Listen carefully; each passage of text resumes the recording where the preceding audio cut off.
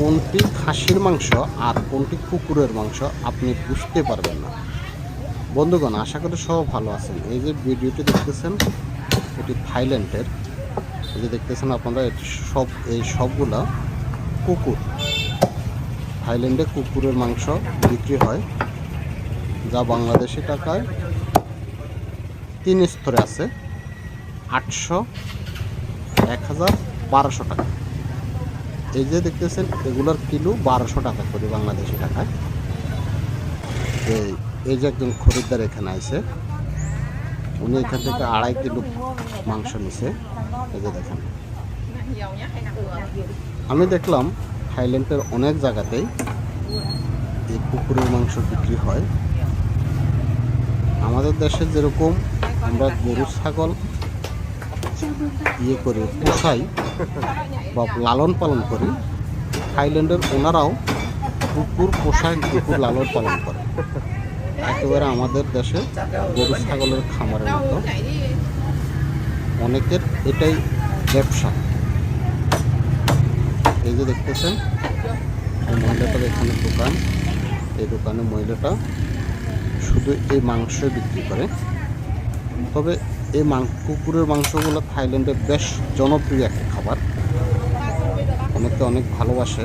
আমরা যেমন খাসির মাংস, গরুর মাংস ইত্যাদি ভালোবাসি, ওরাও ঠিক তেমন এই কুকুরের মাংসগুলো ভালোবাসে, পছন্দ করে খায়। এই যে দেখতেছেন খরিদ্দার যেভাবে চাইতেছে, উনি সেখান থেকে ওই রকমই মাংসগুলো দিতেছে। অনেকের কাছে এটা ভালো লাগবে না, তবে এটাই বাস্তব, ওনারা খায়। এই যে দেখেন একেবারে কুটার পরে এটা কি খাসির মাংস না কুকুরের মাংস আপনি বুঝতেই পারবেন না। এই যে দেখতেছেন একেবারে খাসা, আমরা যেরকম খাসির মাংসগুলো একটু পিস পিস করে দেয়, ওনারা ঠিক একই রকম করতেছে। বুঝার কোনো সুযোগে নাই এটা কুকুরের না খাসির মাংস। মাংসগুলো কাটার পরে মানে কোনো পার্থক্যই থাকে না। এই যে দেখতেছেন, এই যে দেখেন একেবারে সেম খাসির মাংস। খাসির মাংস একেবারে সেম বোঝা যায়।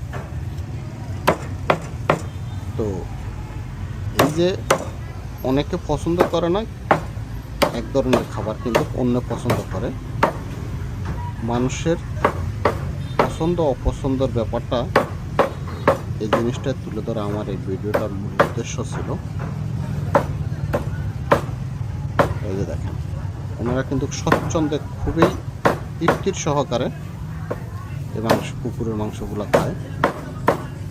প্রতি পিস কুকুর পর্যায়ক্রমে আমাদের দেশে যেরকম ছাগল বিক্রি হয় বড় ছোট আকার ভেদে, ঠিক এখানেও একই রকম। এই যে দেখতেছেন কোনো রকম আপনার বুঝারই ক্ষমতা নেই। এই যে দেখেন এগুলো যে কুকুরের মাংস, আপনার বুঝারই কোনো ক্ষমতা নেই, বুঝতেই পারবেন না যখন কুটা হয়ে যাবে। এই যে দেখেন মাংসগুলো এখন কাস্টমার টাকা পেমেন্ট দিতেছে, টাকা দিয়ে উনি নিয়ে চলে যাবে।